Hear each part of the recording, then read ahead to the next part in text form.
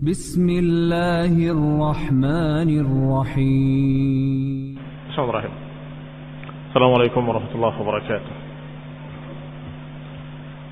إن الحمد لله نحمده ونستعينه ونستغفره ونعوذ بالله من شرور أنفسنا ومن سيئات أعمالنا. من يهده الله فلا مضل له ومن يضلل فلا هادي له، وأشهد أن لا إله إلا الله وحده لا شريك له، وأشهد أن محمدا عبده ورسوله صلى الله عليه وعلى آله وأصحابه والتابعين وتابع التابعين ومن تبعهم بإحسان إلى يوم الدين. يا أيها الذين آمنوا اتقوا الله حق تقاته ولا تموتن إلا وأنتم مسلمون. يا أيها الناس اتقوا ربكم الذي خلقكم من نفس واحدة وخلق منها زوجها وبث منهما رجالا كثيرا ونساء، واتقوا الله الذي تساءلون به والأرحام إن الله كان عليكم رقيبا. يا أيها الذين آمنوا اتقوا الله وقولوا قولا سديدا يصلح لكم أعمالكم ويغفر لكم ذنوبكم، ومن يطع الله ورسوله فقد فاز فوزا عظيما.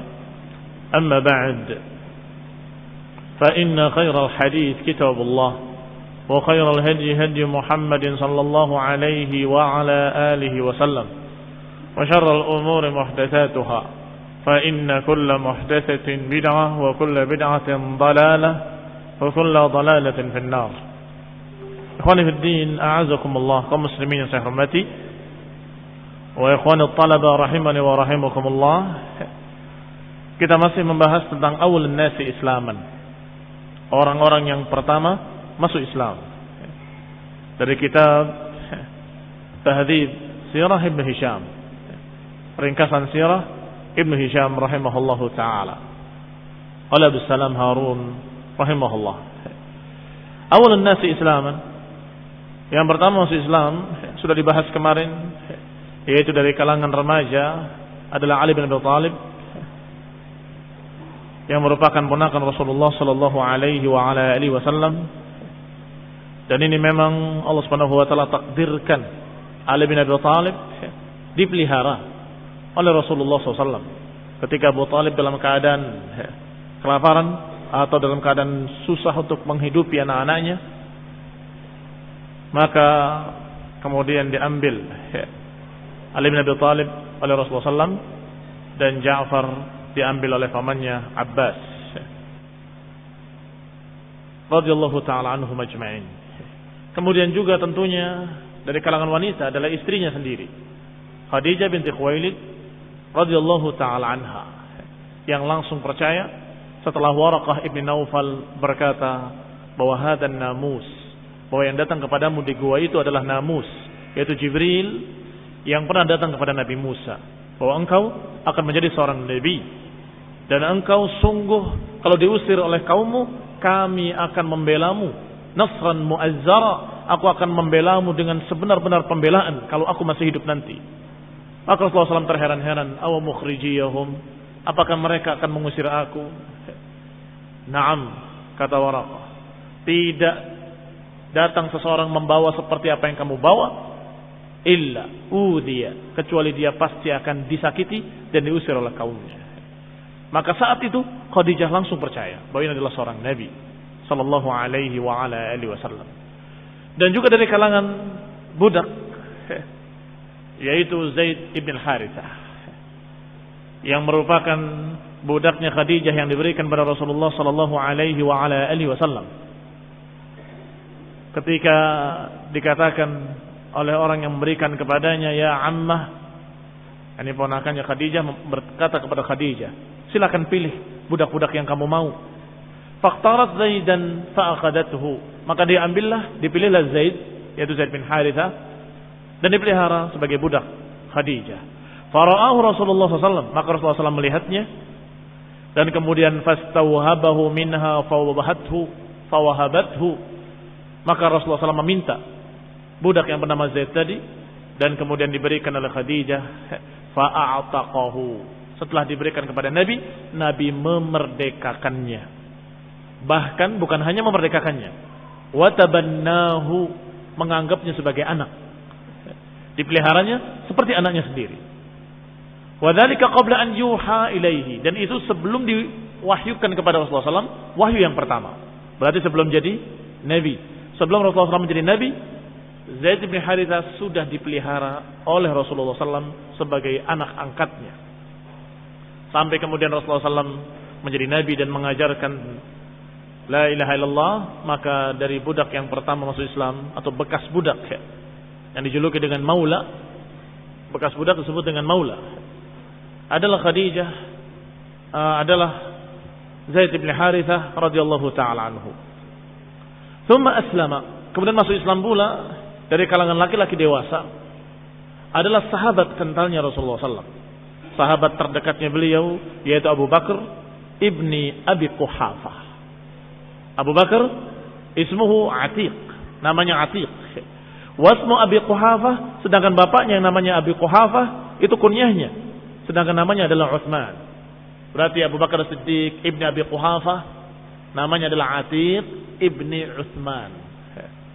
Jangan terheran-heran ketika berkata seseorang dengan kalimat Atiq ibni Utsman adalah manusia terbaik, sahabat yang terbaik. Jangan kamu mengatakan, yang terbaik kan Abu Bakar Siddiq. Padahal itu nama lain, bahkan nama asli Abu Bakar Siddiq. Adapun yang tadi Abu Bakar adalah kunyah beliau. Demikian pula Abu Quhafah adalah kunyah bapaknya, maka namanya Atiq. Wasmu abihi Utsman. Falamma aslama Abu Bakar radhiyallahu taala anhu adhara islamahu wa da'a ila Allah wa rasulih. Ketika Abu Bakar masuk Islam, maka Abu Bakar langsung menunjukkan keislamannya dan mengajak sahabat-sahabatnya untuk masuk Islam. Wa kana Abu Bakar rajulan ma'lufan liqaumih. Dan Abu Bakar Siddiq memang seorang yang dekat dengan kaumnya. Ma'lufan liqaumih, ini orang yang disukai, supel, yang disukai oleh kaumnya. Muhabbaban sahlan, yang dicintai oleh mereka, dan urusan dengan Abu Bakar semuanya gampang, semuanya dimudahkan. Wa kana ansab Quraisyin li Quraisy, dan beliau adalah ansab Quraisyin li Quraisy. Maknanya ansab Quraisy, yang paling bernasab di Quraisy di antara orang-orang Quraisy. Tentunya paling bernasab maknanya turunannya turunan yang bagus, turunan yang baik. Sebagaimana Rasulullah SAW juga dari turunan yang mulia, juga Abu Bakar Siddiq dari turunan yang mulia juga. Wa a'lam Quraisyin biha, dan beliau Abu Bakar Siddiq adalah a'lamu Quraisyin biha, yang paling kenal tentang Quraisy. Nasab-nasabnya, turunan-turunannya adalah beliau. Sehingga dikatakan a'lamu bi ansabi Quraisy Abu Bakar. Orang yang paling hafal, paling tahu tentang nasab-nasab orang Quraisy adalah Abu Bakar Siddiq radhiyallahu taala anhu. Qala wa bima kana fiha min khairin wa syarr, dan juga beliau tahu tentang Quraisy, sejarahnya. Wa ma kana fiha min khairin wa syarr, dia tahu kebaikan-kebaikan yang ada pada mereka dan kejelekan-kejelekan yang ada pada mereka. Kalau Bani Fulan kelebihannya ini, kekurangannya ini. Kalau Bani Fulan kekurangannya ini, kelebihannya itu. Kalau Bani Adi kelebihannya ini, kekurangannya itu. Kalau Bani Sa'adah ini, kekurangannya ini, kelebihannya. Tahu min khairin wa syarr dari Quraisy. Kelebihan dan kekurangan Quraisy dia tahu. Ini Abu Bakar Siddiq radhiyallahu taala anhu. Wa kana rajulan tajiran, dan Abu Bakar adalah seorang tajir, pedagang kaya. Dza khuluqin wa ma'ruf, memiliki akhlak yang baik dan terkenal orangnya yang berakhlak mulia dan pedagang yang kaya. Wa kana rijalu qaumihi ya'tunahu wa ya'lafunahu li ghairi wahidin min al-amr. Kaumnya sering berdatangan ke rumah beliau, menemui beliau, ya'tunahu wa ya'lafunahu, mendatanginya dan berbicara dengannya, li ghairi wahidin min al-amr, bukan hanya pada satu masalah. Artinya dalam banyak masalah. Ada masalah ini datang ke Abu Bakar, ada masalah itu datang ke Abu Bakar, ada masalah apapun datang kepada Abu Bakar. Kenapa demikian? Li ilmihi, karena ilmunya tadi. Dia tahu tentang nasab-nasab Quraisy, tahu kelebihan dan kekurangan masing-masing sukunya, dan juga dia memiliki pengalaman yang luas, dan juga li tijaratihi, karena perdagangan beliau. Sehingga beliau juga tahu tentang luar negeri, bukan hanya dalam negeri. Dia tahu bagaimana Syam, bagaimana Yaman. Wa husni mujalasatihi. Dan yang ketiga, karena Abu Bakar disukai karena bagaimana beliau bermajlis. Kalau bermajlis sopan, santun, berbicaranya bagus, maka dikatakan karena husni mujalasatihi, karena baiknya dalam bermajlis. Ini beliau radhiyallahu taala anhu. Sudah demikian keadaannya sebelum Islamnya. Faja'ala yad'u ila Allah wa ila al-Islam. Maka ketika beliau masuk Islam, tidak hanya untuk dirinya, tapi beliau mengajak kepada Allah, mengajak untuk masuk Islam siapa-siapa yang wathaqa bihi, siapa-siapa yang beliau percaya kepadanya. Yani yang ngatak bihi, yang dia percaya dengannya. Radhiyallahu taala anhu. Min qaumihi, dari kaumnya. Ini kelihatannya orang bisa diajak. Dan saya percaya dengan dia, itu orang dekat saya, diajak. Mimman yaghshahu wa yajlis ilaih, yaitu orang-orang yang biasa berdatangan kepada Abu Bakar, yang biasa bermajlis dengan Abu Bakar, atau yang biasa berdatangan untuk meminta nasihat-nasihat, maka Abu Bakar menasihatinya. Di antara nasihatnya setelah beliau masuk Islam adalah ajaran Islam, mengajarkan tauhid la ilaha illallah dan mengajarkan bahwa Muhammad adalah Rasulullah sallallahu alaihi wa ala alihi wasallam.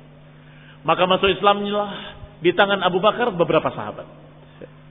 Di antara yang masuk Islam melalui dakwahnya Abu Bakar Siddiq radhiyallahu taala anhu, fa aslama bi du'aihi, maka masuk Islamlah dengan dakwah beliau Utsman ibn Affan radhiyallahu taala anhu. Setelah Utsman ibn Affan, Zubair ibn al-Awwam radhiyallahu taala anhu. Juga kemudian Abdurrahman ibn Auf, wa Sa'ad ibn Abi Waqqas, wa Talhah ibn Ubaidillah. Berapa? 5 orang yang masuk Islam dengan dakwahnya Abu Bakar As-Siddiq radhiyallahu taala anhu. Fakana haula'in nafar ats-tsamaniyah alladziina sabaqun nas bil Islam. Maka merekalah yang 8 tadi. Siapa yang 8? 5 yang sudah kita sebut, yang masuk Islam karena tangan Abu Bakar atau karena dakwahnya Abu Bakar. Kemudian yang sebelumnya Khadijah, kemudian yang sebelumnya Zaid bin Harithah, kemudian yang sebelumnya Ali bin Abi Thalib. Berapa? 8. Maka 8 itulah yang dikatakan sabaqun nasi bil Islam, orang-orang yang terdahulu, yang paling pertama masuk Islam. 8 orang inilah yang pertama masuk ke dalam Islam bersama Rasulullah SAW. Fasallu wa saddaqu, maka mereka pun mengerjakan salat dan mereka bersedekah. Sebagaimana dikatakan tadi, yang namanya salat waktu itu tidak di Ka'bah. Karena Ka'bah waktu itu dikuasai oleh musyrikin Quraisy. Mereka menyembah berhala. Mereka bahkan meletakkan 360 berhala di sekitar Ka'bah. Rasulullah SAW salat di Syi'ib, di celah-celah bukit atau di antara bukit dengan bukit, yakni tersembunyi. Demikian keadaan mereka salat bersama Rasulullah sallallahu alaihi wa ala alihi wasallam. Dan tidak dijelaskan secara detail bagaimana tata salatnya, tata cara salatnya. Apakah seperti kita sekarang ini atau waktu itu masih sederhana? Wallahu taala a'lam. Tsumma aslama Abu Ubaidah ibn Jarrah. Setelah itu masuk Islam pula Abu Ubaidah ibn Jarrah, wa Abu Salamah ibn Abdul Asad, wal Arqam ibn Abil Arqam, wa Utsman ibn Mad'un. Arqam ibn Abil Arqam radhiyallahu taala anhu, yang waktu itu rumahnya dipakai oleh Rasulullah SAW untuk mengadakan pertemuan-pertemuan bersama para sahabat-sahabatnya untuk menerangkan tentang Islam kepada mereka. Yad'un nas fiha ilal Islam. Rasulullah SAW mengajak mereka kepada Islam, menerangkan mereka tentang Islam di rumahnya Arqam ibn Abil Arqam. Wa kanat daruhu 'ala as-Safa. Sedangkan rumah Arqam ibn Abil Arqam di Bukit Safa. Berkumpul di sana, agak terpencil rumahnya sehingga aman dari pengetahuan musyrikin. Hatta takamalul muslimuna 40 rajulan. Terus bertambah di rumahnya Arqam ibn Abil Arqam sampai berjumlah 40 orang. Nah, disebutkan orang-orangnya setelah yang tadi disebutkan, setelah Arqam ibn Arqam, Utsman ibn Mad'un, wa akhuhu dan saudaranya, akhawahu dan dua saudaranya, Qudamah dan Abdullah, dua-duanya Ibn Mad'un, wa Ubaidah ibn al-Harith dan Ubaidah ibn al-Harith, wa Sa'id ibn Zaid ibn Amr, wa imra'atuhu dan istrinya Fatimah, ukhtu Umar bin Khattab yang merupakan saudara perempuan Umar bin Khattab. Kemudian Asma binti Abi Bakar dan juga Aisyah binti Abi Bakar, kedua-duanya adalah wanita anaknya Abu Bakar As-Siddiq radhiyallahu taala anhu. Wa hiya yauma idin saghirah, dan ketika itu dalam keadaan masih kecil Aisyah radhiyallahu taala anha. Juga yang masuk Islam di awal-awal pertama adalah Khabbab ibn al-Arat, yang akhirnya di zaman Khawarij beliau dibunuh oleh kaum Khawarij, dibantai bersama keluarganya. Abdullah Khabbab ibn al-Arat, anaknya, Abdullah ibn Khabbab ibn al-Arat yang dibantai oleh Khawarij. Wa Umair ibn Abi Waqqas, wa Abdullah ibn Mas'ud, wa Mas'ud ibn al-Qari, wa Salid ibn Amr, wa Ayyash ibn Abi Rabi'ah, dan juga istrinya Asma binti Salamah, dan juga Khunais ibn Hudhafah, Amir ibn Rabi'ah, wa Abdullah ibn Jahsh, wa akhuhu dan saudaranya Abu Ahmad, dan juga Ja'far ibn Abi Talib, wa imra'atuhu dan juga istri Ja'far yang bernama Asma binti Umais, dan juga Hatib ibn al-Harith dan istrinya Fatimah binti Mujallil, dan saudaranya Hattab, dan juga istrinya Fukaihah binti Yasar, dan Ma'mar ibn al-Harith, dan As-Sa'ib ibn Uthman ibn Mad'un, dan juga Al-Muttalib ibn Azhar, wa imra'atuhu dan juga istrinya Ramlah binti Abi Auf, dan Naham, namanya Naham itu julukannya, namanya Nuaim ibn Abdullah,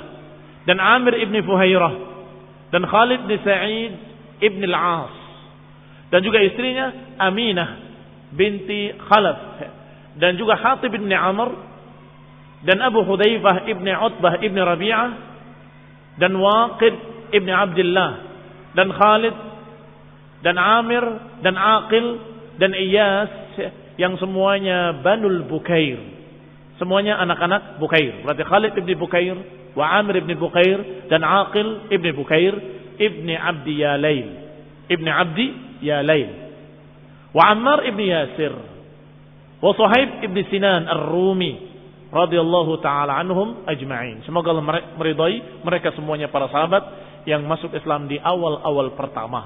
Adapun yang sebut terakhir, Suhaib ibn Sinan Ar-Rumi.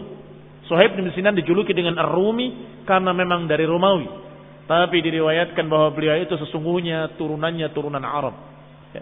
Kemudian dalam keadaan masih kecil dia dijual sebagai budak sampai di Romawi. Maka besar di sana sampai dia tidak lagi bisa fasih berbahasa Arab ketika kembali ke Arab, ke Makkah. Sehingga dijuluki dengan Suhaib Ar-Rumi. Karena memang lahjahnya masih seperti Romawi atau mirip dengan Romawi. Karena bahasa Arabnya kurang lancar sejak kecil dia di Romawi. Demikian keadaan beliau Suhaib ibn Sinan Ar-Rumi radhiyallahu taala anhu. Baik. Setelah mereka masuk Islam, semakin banyak mereka berkumpul di mana? Di rumah Arqam ibn Abil Arqam. Diajarkan kepada mereka ayat-ayat Allah, diajarkan kepada mereka tauhid la ilaha illallah, diajarkan kepada mereka agama mereka, sampai bertambah jumlahnya sampai berjumlah 40 orang. Thumma dakhala an-nas fil islami arsalan minar rijali wan nisa. Kemudian masuk Islam manusia arsalan yakni rusulan, berkelompok-kelompok atau bergolongan-golongan, dari kalangan laki-laki maupun dari kalangan wanita. Hatta fasha dzikrul Islam, hingga tersebar dzikr al-Islam. Mulai tersebar sebutan tentang Islam. Ada ajaran baru katanya ajaran Islam, ada ajaran baru katanya dibawakan atau dibawa oleh Muhammad, ada begini ada begitu sallallahu alaihi wa alihi wasallam. Mulai mereka mendengarkan berita-berita tentang Islam di Mekah. Wa tuhaddits bihi, dan diperbincangkan oleh masyarakat, pro dan kontra. Sebagian mendukung, sebagian menentang, sebagian mengejek, sebagian lagi mengatakan begini begitu. Tetapi orang-orangnya secara pasti mereka tidak tahu siapa-siapa saja. yakni karena mereka masih sembunyi-sembunyi di rumahnya Arqam ibn Abil Arqam. Dan ketika salat mereka juga sembunyi-sembunyi, salat di syi'ib-syi'ib, di celah-celah bukit, di antara bukit dengan bukit. Thumma inna Allah azza wa jalla amara rasulahu sallallahu alaihi wa ala alihi wasallam an yasda'a bima ja'ahu. Sampai kemudian Allah Subhanahu wa taala memerintahkan nabinya dan rasulnya untuk menegaskan dakwah ini. Fasda' bima tu'mar wa a'rid 'anil musyrikin. Diperintahkan oleh Allah Subhanahu wa taala untuk menegaskan dakwah ini, sehingga diperintahkan untuk tidak sembunyi-sembunyi lagi. Diperintahkan untuk terang-terangan, an yasda'a bima ja'ahu minhu, untuk menegaskan apa yang dibawa olehnya, wa an yubadin nasa bi amrihi, untuk menegaskan dan mengajak manusia secara langsung untuk masuk ke dalam Islam dan untuk menerima dakwah al-Islam. Wa kana ma akhbar Rasulullah sallallahu amrahu wastatara bihi ila an amarahu Allah bi idhari dinihi 3 sinin min mab'athihi. Adapun antara ketika sembunyi-sembunyi, ma akhbar Rasulullah bin amrih, ketika Rasulullah SAW menyembunyikan urusannya, wastatara bihi, dalam keadaan menutupi dakwahnya, sampai Allah perintahkan fasda' bima tu'mar, itu jaraknya 3 tahun. Berarti yang masuk Islam tadi sampai sekitar 40 orang itu selama 3 tahun. 3 tahun Rasulullah SAW berdakwah, mulai masuk Islam semakin banyak, sampai kemudian turun ayat Allah Subhanahu wa taala, fasda' bima tu'mar wa a'rid 'anil musyrikin. Tegaskan apa yang engkau diperintahkan oleh Allah untuknya dan berpalinglah dari kaum musyrikin. Diperintahkan untuk tegas dan diperintahkan untuk berpaling dari orang-orang musyrik. Juga ayat Allah Subhanahu wa taala yang memerintahkan untuk berdakwah dengan tegas, dengan terang-terangan, adalah ayat Allah Subhanahu wa taala yang mengatakan, wa anzir ashiratakal aqrabin. Berilah peringatan kepada kerabat dekatmu, ashirataka al-aqrabin, kerabat dekatmu. Ini perintah Allah Subhanahu wa taala. Namanya kerabat dekat adalah famili-familinya, keluarganya, paman-pamannya, ponakan-ponakannya, dan semua orang dari anak-anak pamannya, misan-misannya, semua itu aqrabin. Maka kata Allah, anzir ashiratakal aqrabin, peringatkan kepada mereka semuanya kerabat-kerabat dekatmu. Wahfid janahaka liman ittaba'aka minal mu'minin, dan rendahkan sayapmu kepada orang-orang yang mengikutimu dari kalangan mukminin. Diperintahkan untuk tidak sombong kepada orang-orang yang sudah beriman. Diperintahkan untuk merendahkan sayap, yakni tawadhu, tidak sombong, tidak ujub, tidak bangga diri. Wa qul, kata Allah, dan katakanlah, inni anan nadhirul mubin. Katakan pada mereka, sungguh aku adalah pemberi peringatan yang sangat gamblang, pemberi peringatan yang sangat jelas. Kaum muslimin yang saya hormati, lihat bagaimana Allah Subhanahu wa taala memerintahkan nabinya untuk menegaskan dakwahnya, untuk menegaskan dengan kalimat tauhid la ilaha illallah, untuk menegaskan kepada seluruh manusia, terutama al-aqrabin. Maka kita mendapatkan 2 perkara. Yang pertama, hendaklah kita mengajak seluruh manusia, bukan kelompok tertentu. Yang kedua, utamakan ashirataka al-aqrabin, utamakan kerabat dekat kalian untuk didakwahi. Maka Rasulullah SAW sesuai dengan perintah Allah, dikumpulkan kerabat-kerabatnya, saudara-saudaranya, dikumpulkan. Dan kemudian beliau menyatakan kepada mereka, sungguh ar-ra'id la yakdibu ahlah. Kalimat pertama yang diucapkan, ar-ra'id la yakdibu ahlahu, sungguh orang yang dalam keadaan cerdas, orang yang tidak stres, orang tidak gila, orang yang masih normal, tidak mungkin akan mendustai keluarganya. Walau kadzabtun nasa jami'an, kalaupun aku mendustai seluruh manusia, aku enggak akan mendustai keluargaku sendiri. Maka dengarkanlah bahwa aku sesungguhnya adalah rasul yang diutus oleh Allah Subhanahu wa taala kepada kalian seluruhnya, untuk mengajak kalian agar beribadah kepada Allah dan tidak beribadah pada lainnya. Lihat, sebelum dakwah, sebelum menyatakan dengan dakwahnya kalimat la ilaha illallah Muhammad Rasulullah, beliau menyatakan bahwa al-ra'id la yukadzibu ahlah, Seorang yang raid tidak mungkin akan mendustai keluarganya. Tentunya orang yang cerdas akan berkata, betul. Kalaupun perampok sekalipun, penipu yang mendustai manusia, nggak akan menipu keluarganya sendiri. Maka ini dalil, bukti secara akal bahwa Rasulullah SAW tidak mungkin mendustai keluarganya dan pasti yang disampaikannya adalah hak. Dan dikumpulkan semua manusia, dipanggil oleh Rasulullah SAW dengan kalimat yang biasa dipakai oleh mereka untuk mengumpulkan manusia untuk peperangan. Wasabahah. Kalimat wasabahah adalah kalimat yang biasa dipakai untuk mengumpulkan manusia ketika ada serangan musuh. Kalimat wasabahah artinya duhai pagi. Tapi maknanya adalah pagi ini akan ada serangan besar. Rasulullah SAW memanggil dengan kalimat wasabahah, atau lebih tepatnya pagi ini ada berita besar yang biasanya berita serangan atau berita peperangan. Tetapi kebiasaan jahiliyah, mereka berlarinya sambil telanjang. Maka dijuluki dengan kalimat nadhirul uryan, pemberi peringatan yang telanjang. Kenapa? Supaya orang perhatian semua. Karena ini suatu yang jarang terjadi dan aneh. Sehingga kalau ada seorang yang terlanjang berlari-lari dengan kalimat wasabaha, maka semuanya berkumpul. Yakin ini berita besar. Kalau bukan berita besar, nggak mungkin dia akan melakukan seperti itu.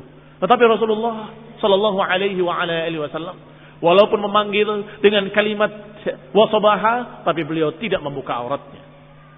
Walaupun Rasulullah menyatakan di hadapan mereka, Anan nadhirul uryan, akulah pemberi peringatan yang telanjang, maksudnya bukan maknanya Rasulullah SAW berbuat seperti itu, bukan. Tetapi aku statusnya pemberi peringatan yang besar, lebih besar dari siapa-siapa yang biasanya memberikan berita dengan cara seperti itu. Karena dijuluki orang yang memberitakan dengan cara seperti itu dengan nadhirul uryan. Karena berita yang akan dibawa oleh Rasulullah SAW lebih besar dari sekedar serangan musuh, lebih besar dari peperangan, lebih besar dari segala sesuatu, yaitu berita tentang la ilaha illallah. Maka tentunya karena yang berbicaranya adalah Rasulullah, tidak perlu melakukan apa yang dilakukan oleh jahiliyah, nggak perlu melepas pakaian seperti jahiliyah, nggak perlu. Kalimat itu diucapkan oleh seorang yang dikenal sebagai Al-Amin, sudah cukup. Ini Al-Amin yang menyatakan wasabahah. Rasulullah yang tidak pernah berdusta, ma jarabnaka kadiba, yang tidak pernah berdusta sekalipun. Maka berduyun-duyun datang manusia seluruhnya, datang ke Bukit Safa, yang biasa mereka memberitakan berita di situ. Kumpul semuanya, bahkan yang tidak sempat untuk datang karena sesuatu udzur, karena sakit dan sebagainya, dia akan mengutus utusannya, anaknya atau budaknya. Coba kamu ke sana, dengarkan berita apa yang terjadi. Ini berita besar. Segera. Yang tidak mampu menyuruh anaknya atau turunannya atau anak buahnya atau budaknya untuk mendengar. Setelah berkumpul semua, Rasulullah Shallallahu Alaihi Wasallam berkata kepada mereka, kalau aku katakan kepada kalian bahwa di balik bukit ini ada musuh tentara yang akan menyerang kalian pagi ini, akuntum musaddiqiyah, apakah kalian percaya kepadaku? Semuanya menjawab serentak dengan jawaban yang sama. Dikatakan, ma jarrabnaka kadhiba, sungguh kami percaya. Ma jarrabnaka kadhiba, karena kami tidak pernah mendapatimu berdusta. Kami percaya semuanya karena kami tidak pernah mendapati engkau berdusta kepada kami. Maka setelah itu kata Nabi alaihi salatu wassalam, ketahuilah, aku memberitakan berita yang lebih mengerikan daripada itu. Sesungguhnya aku memberitakan ancaman api neraka di hadapan kalian. Yani bukan hanya memperingatkan dari bahaya musuh, tapi aku memberitakan bahaya dari api neraka yang akan mengadab kalian kalau kalian tetap dalam keadaan syirik kalian. Kemudian diajarkan tauhid, ibadahlah kepada Allah dan jangan beribadah pada lainnya. Qulu la ilaha illallah tuflihu, ucapkan tidak ada yang berhak diibadahi kecuali Allah, maka kalian selamat. Ana Rasul, aku adalah Rasul al-Mubin, seperti kalimat ini. Wa qul inni an-nadhirul mubin. Inni an-nadhirul mubin, sungguh aku adalah pemberi peringatan yang sangat gamblang. bahwasanya baina yaday adzabis syadid, di hadapan adab yang sangat pedih. Ketika Rasulullah SAW mengucapkan kalimat la ilaha illallah dan mengucapkan anni Rasulullah, mulailah mereka gelisah. Yang tadinya berkata kami percaya, setelah ucapannya seperti itu mereka gelisah. Dan berkatalah Abu Lahab dengan kalimat yang lantang mengatakan pada Rasulullah, tabban laka ya Muhammad, alihada jama'tana, celaka engkau wahai Muhammad, apakah hanya untuk ini kamu mengumpulkan kami? Karena menurut kacamata Abu Lahab, bahwasanya berita ini berita tidak penting, bukan seperti berita peperangan atau serangan. Padahal berita ini a'zam, lebih besar, lebih penting daripada sekedar berita peperangan. Alaysa kadzalik? Tapi karena kacamata orang musyrik ini, dia menganggap ini tidak sepele. Apa hanya untuk itu kamu mengumpulkan kami seperti ini? Dengan memanggil wasabahah dan kumpul semua kaum di sini hanya untuk mengatakan seperti itu. Kalimat yang diucapkan oleh Abu Lahab yang kurang ajar kepada Rasulullah SAW dengan mengatakan tabban laka ya Muhammad, alihada jama'tana, ini dibalas oleh Allah langsung min fawqi sab'i samawat. Tabbat yada abi lahabin wa tab. Sungguh celaka kedua tangan Abu Lahab dan celakalah dia. Sampai pada kalimat sayasla naran dzata lahab, sungguh pasti dia akan masuk neraka yang menyala-nyala. Dzata lahab, yang memiliki lidah-lidah api. Dijawab langsung oleh Allah. Waliullah dibela oleh Allah Subhanahu wa taala. Waliullah dicintai oleh Allah, maka Allah Subhanahu wa taala mengumumkan perang kepada siapa-siapa yang mengganggu wali-walinya. Man adzali waliyan, sebutkan dalam hadis kursi. Man adzali waliyan faqad adzantuhu bil harb. Siapa yang mengganggu waliku, menyakiti waliku, aku umumkan perang kepadanya, kata Allah. Maka ketika Abu Lahab menyatakan tabban laka ya Muhammad, maka Allah jawab, tabbat yada abi lahabin wa tab, ma aghna anhu maluhu wa ma kasab, sayasla naran dzata lahab. Celaka kedua tangan Abu Lahab dan celakalah dia. Dan gak akan bermanfaat semua hasil usahanya. Dan dia pasti akan masuk neraka yang menyala-nyala. Lihat, sudah dipastikan, sayasla naran, pasti akan masuk neraka. Artinya apa? Pasti tidak akan masuk Islam. Sebab kalau Abu Lahab masuk Islam, akan diampuni semua dosanya, sekafir apapun. Tetapi ayatnya mengatakan sayasla naran, pasti akan masuk neraka. Berarti dia tidak akan taubat. Dan ini bukti bahwa ayat tadi bukan dari Rasul, tapi dari Allah Subhanahu wa taala yang diturunkan kepada Rasulullah SAW. Artinya ayat ini turun dari Allah yang Maha Tahu, yang gaib, dari Allah yang Maha Tahu bahwa Abu Lahab tidak akan masuk Islam. Sehingga dengan tegas dikatakan sayasla naran dzata lahab. Kalau saja dari manusia bikin sendiri kemudian marah, celaka kamu, pasti akan masuk neraka. Ternyata masuk Islam. Tak dihapus, nggak jadi ayatnya. Karena ternyata masuk Islam. Iya kan? Kalau bikinan manusia. Tapi kalau bikinan Allah, dikatakan ucapan Allah, bukan bikinan Allah. Karena Allah tidak membuat ayat, tetapi mengucapkan ayat. Maka kalamullah ini, ucapan Allah ini, bermakna bahwa dia tidak akan masuk Islam sampai matinya, dan dia akan terbunuh. Dan benar apa kata Allah. Benar apa kata Allah, sadaqallahul azim, bahwa Abu Jahal ini, Abu Lahab ini, terbunuh di dalam perang Badr dengan terhina. Kembali kepada ucapan penulis dalam Tahdhib Sirah Ibn Hisham. Wa kana ashabu Rasulillah sallallahu alaihi wasallam idza sallu dhahabu asy-syi'abi fastaghfau bi salatihim min qaumihim. Dulunya karena itu menunjukkan dulunya ashabu Rasulillah, para sahabat-sahabat Rasulullah sallallahu alaihi wasallam, idza sallau, kalau mereka salat, mereka pergi ke syi'ab. Syi'ab bentuk jamak dari syi'ib. Dan syi'ib sudah diterangkan. Celah-celah di antara bukit dengan bukit. Mereka pergi ke sana. Fastaghfau bi salatihim. Mereka sembunyi dengan salat-salat mereka. Min qaumihim. Sembunyi dari kaumnya. Fabaina Sa'ad ibn Abi Waqqas fi nafarin min ashabi Rasulullah. Maka ketika Sa'ad ibn Abi Waqqas salat seperti biasanya bersama sahabat-sahabat Rasulullah yang lain, di Syi'bin, di salah satu celah dari celah-celah perbukitan, min syi'abi Makkah, dari celah-celah bukit-bukit Makkah. Idzahara alaihim nafarun minal musyrikin. Tiba-tiba didatangi beberapa orang dari kalangan musyrikin. Ketahuan. Wahum yusallun, ketika mereka dalam keadaan salat. Fanakaruhum, maka mereka pun mengingkarinya. Terheran-heran dengan salat mereka. Ngapain orang-orang ini? Wa'abu alaihim, dan menjelekkan mereka. Abu dari kalimat aib. Dianggap itu adalah celaan, dianggap aib. Ngapain kamu begini-begini dan sebagainya.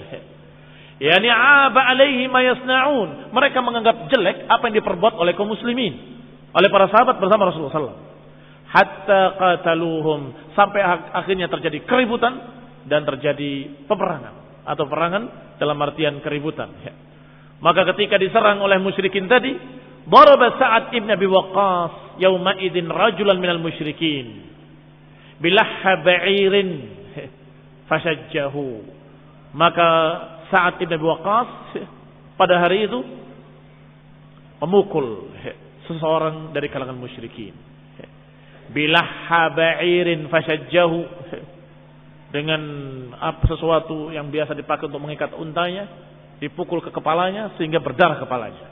Fakana awwalu damin huriqa fil Islam. Ini adalah darah pertama yang tertetes di dalam sejarah dakwah Islam. Artinya walaupun keributan kecil tetapi sampai melukai dan berdarah. Maka inilah tragedi berdarah yang pertama terjadi dalam sejarah Islam. Falamma bada Rasulullah sallallahu alaihi wasallam qaumahu bil islami wa sada'a bihi kama amarahu Allah, lam yab'ud anhu qaumuhu wa lam yaruddu alaihi hatta dzakara alihatahum wa abaha.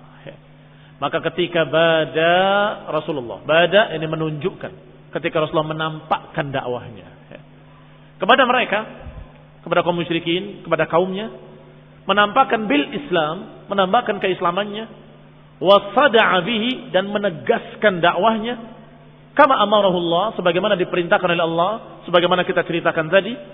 Maka ternyata lam yub'ad anhu qaumuhu wa lam yaruddu alaihi hatta dzakara alihatahum wa abaha.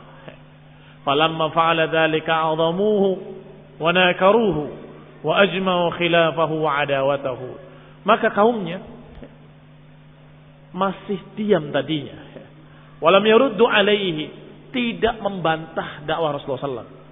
Sampai ketika menyebut tentang Tuhan-Tuhan mereka, bahwa Lata, Uzza dan Manat tidak memiliki manfaat ataupun madarat, tidak bisa menakdirkan apapun, nggak bisa menentukan apapun, maka disinilah menyebabkan mereka marah.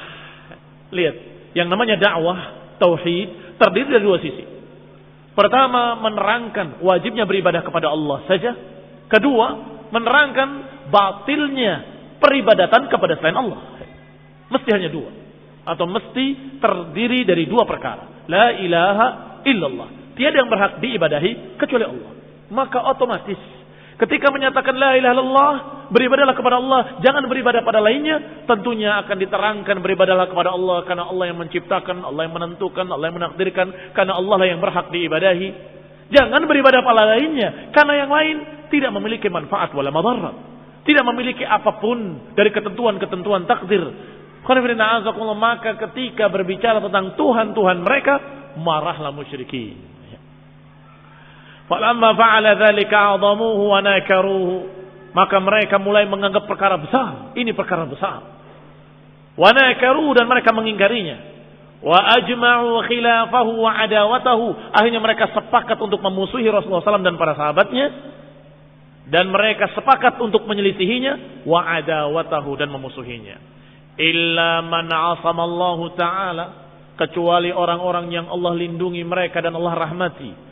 Justru dengan dakwahnya Rasulullah mereka masuk Islam. Maka kecuali orang yang asamallahu minhum bil Islam, kecuali orang-orang yang Allah lindungi dengan keislaman. Wahum qalilun mustakhfun, dan mereka dalam keadaan sedikit dan sembunyi-sembunyi. Sembunyi dalam artian tidak menegaskan bahwa saya sudah masuk Islam, tidak. Tetapi ketika Rasulullah sudah tegas menyatakan tentang keislaman, mengajak la ilaha illallah, mereka marah semuanya. Tetapi tidak semua mukminin berani menyatakan saya sudah Islam. Tidak semuanya berani. Sebagian mereka mustakhfun, masih menyembunyikan jati dirinya bahwa dia sudah Islam. Demikian ikhwan fillah azakumullah. Awal pertama ditegaskannya dakwah tauhid oleh Rasulullah sallallahu alaihi wasallam dan diawali dengan keluarganya dan kemudian diumumkan kepada seluruh kaumnya dan ternyata terjadilah apa yang terjadi sebagai sunnatullah. Sebagai sunnatullah.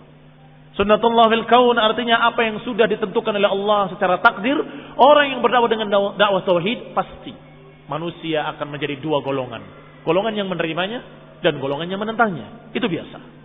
Itu suatu sunnatullah la tabdila li khalqih. Enggak ada perubahan pada sunnah-sunnah yang Allah takdirkan. Enggak ada perubahan pada perkara-perkara itu. Mesti setiap ada dakwah tauhid la ilaha illallah, mesti manusia akan terbagi menjadi orang-orang yang menerimanya dan orang-orang yang menentangnya. Maka kalau mau berdakwah tanpa konsekuensi, jangan harap akan bisa. Mau dakwah tapi nggak ada risiko. Saya mau dakwah tapi nggak mau risiko. Udah, jangan dakwah. Karena tidak mungkin. Seorang berdakwah pasti akan ada risikonya. Seorang yang mengajak la ilaha illallah, mengajak Muhammad dan Rasulullah, mengajak untuk beribadah pada Allah saja. Jangan beribadah pada berhala-berhala. Jangan beribadah pada kuburan. Jangan beribadah pada batu. Jangan beribadah pada tempat-tempat keramat. Pasti akan mendapati tantangan. Pasti akan mendapati pertentangan dari mereka para pembela kuburan keramat, para pembela tempat keramat, para pembela batu-batu keramat. Demikian pula ketika kita berbicara, peganglah sunnah, hidupkanlah sunnah, jangan lepas dari sunnah, jangan mengerjakan bid'ah. Pasti kita akan mendapati dari manusia pro dan kontra. Sebagian menerima orang-orang yang Allah berikan hidayah kepadanya, karena ini adalah hak. Tentunya ucapan Rasulullah di atas ucapan manusia. Tetapi sebagian mereka para pembela kesesatan dan kebid'ahan pasti akan menentang. Dan inilah yang dikatakan sunnatullah. Atlah taufiq wal afiyah.